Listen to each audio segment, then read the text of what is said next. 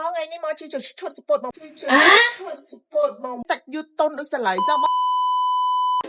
ចាសួស្ដីបងថ្ងៃនេះមកជួយឈុតសពតមកម៉ូតទៀតបងស្អាតទៀតបងសម្លាញ់ចាប្រភេទឈុតនេះគឺជាប់គ្នាសាច់យូរតុនដូចស្លាយចាំបងប្រភេទរោគនេះអាវគឺរឺតបែបអញ្ចឹងណាបងជាប់គ្នាខាងក្នុងជាមួយខាងក្រៅប្រភេទអាវមានមួកបង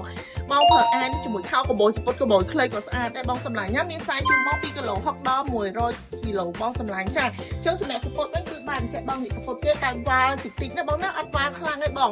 សាច់វិញខ្ញុំធានាជូនបងស្អាតមែនតើតុនដូចស្លាយអញ្ចឹងបងចកកស៊ូចាមានសាយដូចគ្នាណាសាយនេះគឺមានពីរពណ៌ជូនបងនៅលើដៃខ្ញុំហៅពណ៌ប្រផាសណាបងណាជាមួយមួយពណ៌ទៀតគឺពណ៌ខ្មៅបងចានិយាយថាពីរពណ៌ស្អាតដូចគ្នាបងនេះចាសិតតែពណ៌ពេញហ្មងបងចាបងមកដាក់គីឡូធំជុកបានពណ៌បែបកម្ៅបងយកបានណាចាប្រភេទអានេះបងប្រើជាមួយខោកបូលក៏ស្អាតដែរសពតបងអាចប្រើជាមួយអាវផ្សេងបានបងសាតនេះបងយកទៅគឺចំណេញបងសម្លាញ់ចាសពតគឺស្រួលស្លៀកខ្លាំងចាស្រឡាញ់អាចឆាត់ចូលពេកបានអរគុណ